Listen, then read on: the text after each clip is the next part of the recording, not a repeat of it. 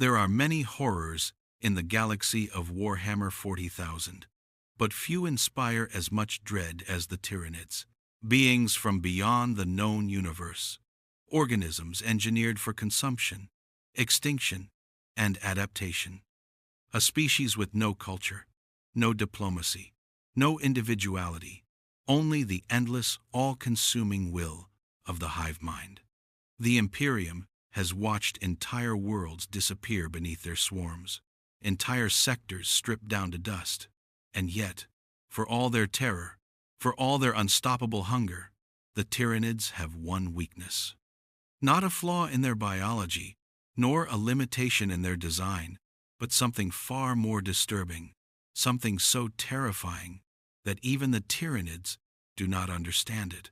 Something older, darker, and more silent than anything the galaxy has ever known. Because across the infinite void between galaxies, there are entire Tyranid Hive Fleets that simply vanished. No psychic echoes, no last transmissions, no drifting husks, no biomass residue. Just nothing. As if they were erased completely. As if something consumed the consumers and left no trace behind. The Imperium has never truly understood this. Even the Eldar, who have records older than human civilization itself, have only fragmented hints. And the Tyranids, the masters of memory encoded in flesh, have never incorporated the DNA of the lost fleets. Which means the fleets didn't die. They didn't retreat. They didn't even fail. They were silenced before the hive mind could register a single final thought. To understand the terror behind this, you must understand how the hive mind perceives death.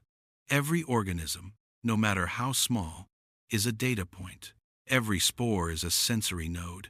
Every synapse creature is a living processor. When a hive fleet is destroyed, the hive mind feels it like losing a limb, a psychic rupture, a scream across the void. The loss of Kraken, of Leviathan's tendrils, of Behemoth's spearhead, each one shook the hive mind in measurable ways.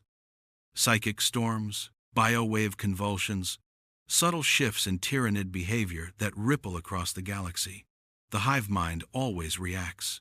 Except in these cases, the missing fleets produced nothing. Not even a flicker. To the hive mind, they did not die. They simply stopped existing. This forms the basis of a theory whispered across forbidden xenology circles, in inquisitorial black vaults, and among Eldar seers who refuse to speak too loudly. A theory called the Silent Feast. According to fragmentary Eldar accounts and impossible to decipher Old One inscriptions, there exists a form of life that does not consume biomass. It consumes information, memory, psychic imprint. The very existence of its prey. Nothing is left behind because the predator leaves no evidence that the prey ever existed. A biological void event, a living absence, a predator of predators. The Eldar call this phenomenon the unbeing. The Tau refer to it as the null swarm. Some fragmented Necron archives refer to it as the silent Biota, though even they dismiss it as a myth from before their biotransference. But the most chilling connection comes from the Tyranids themselves.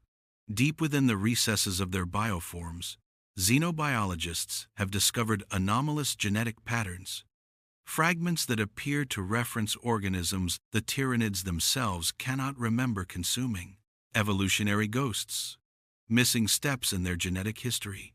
It is as if the Tyranids encountered something so horrifying in their distant past that the memory of it was devoured.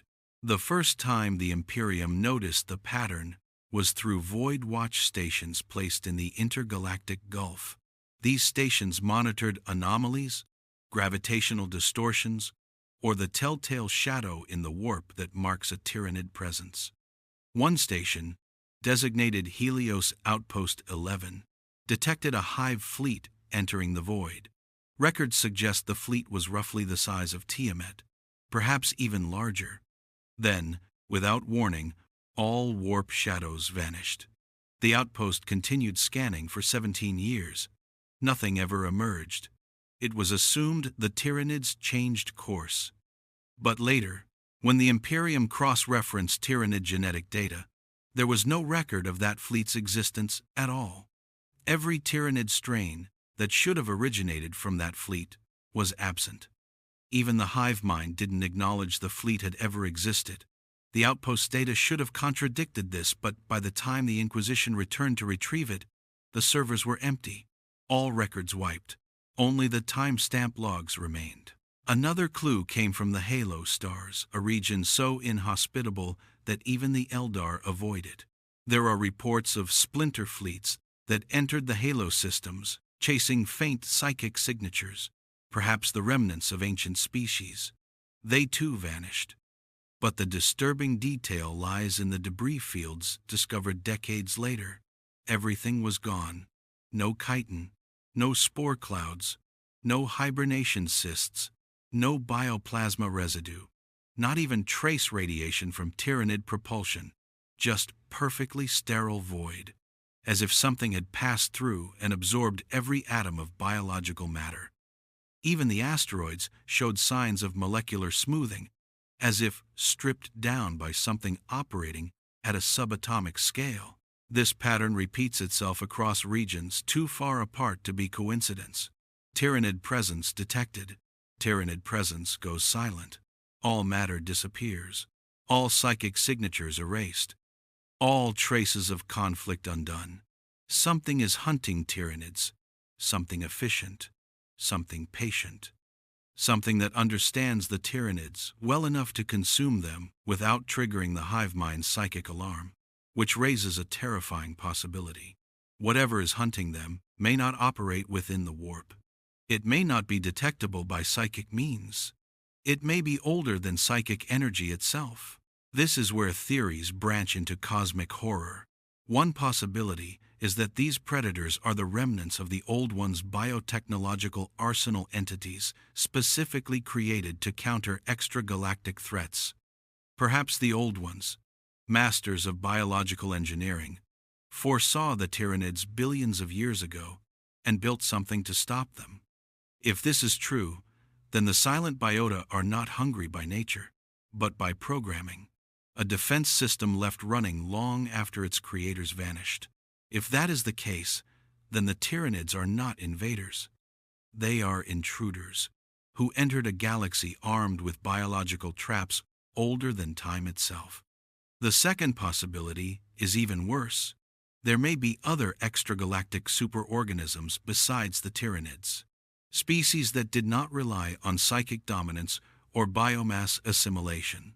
Species that evolved in environments so hostile that only complete erasure of competition ensured survival.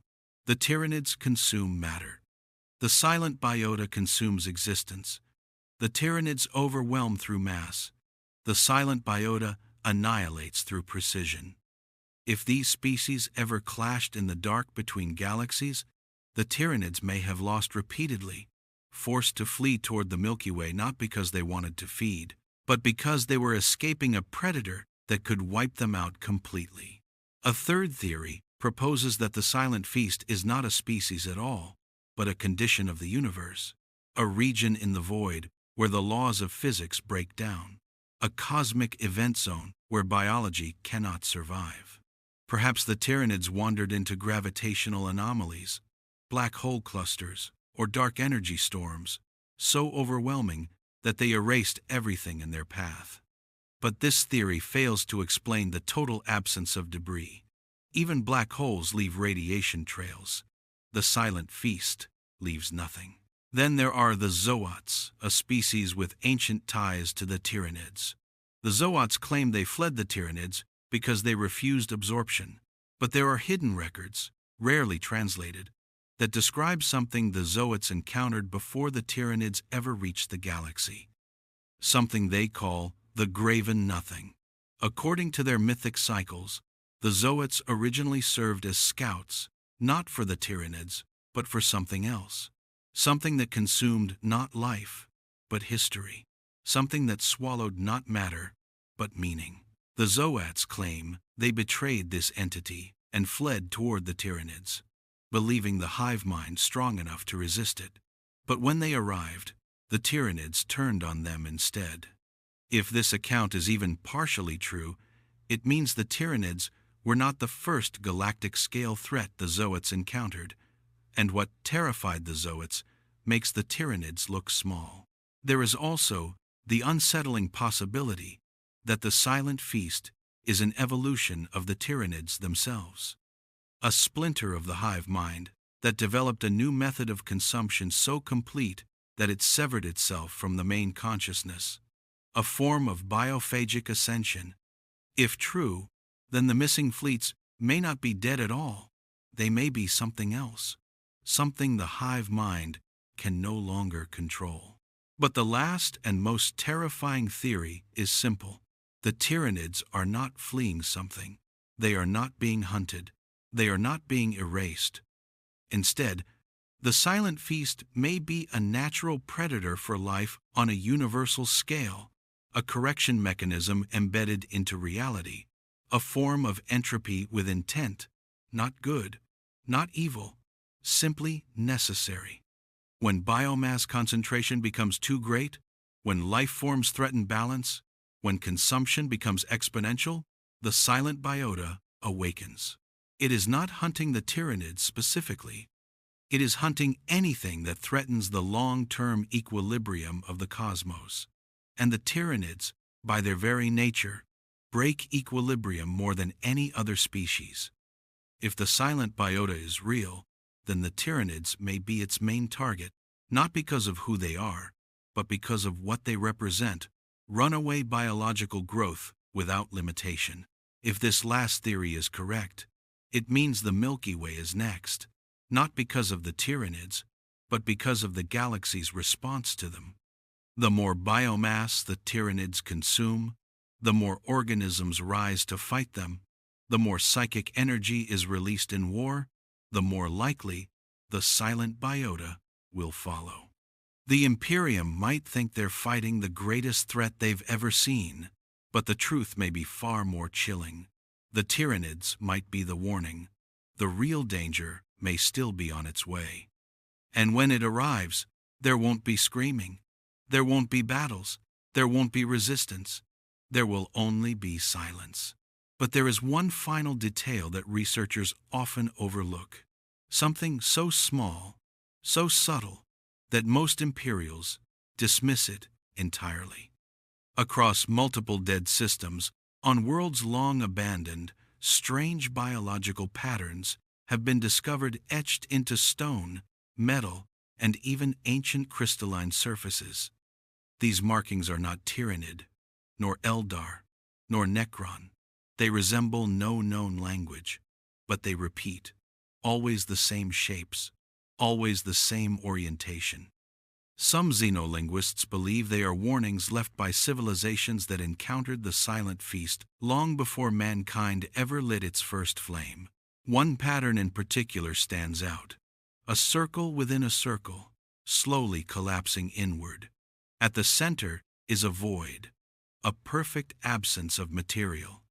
And around the symbol, in every case it has been found, the environment shows signs of total sterilization.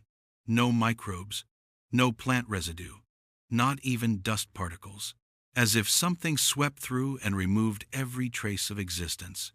But what's strange is that some of these symbols are millions of years old, predating known Tyranid activity by unimaginable spans of time, which means this predator, whatever it is, has been active far longer than the hive mind has been consuming galaxies. If these symbols truly mark the path of the silent biota, then the Tyranids are not the first apex predators to encounter it, and they will not be the last. One day, perhaps soon, another fleet will disappear into silence. Another memory will be erased. Another warning symbol will be carved into stone by hands long dead. And somewhere in the dark between galaxies, something will awaken. Something patient, something inevitable. The Tyranids are the devourers of life, but even predators cast shadows.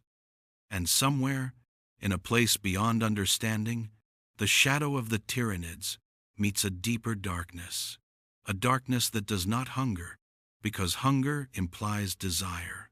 Instead, it simply takes silent, final, absolute.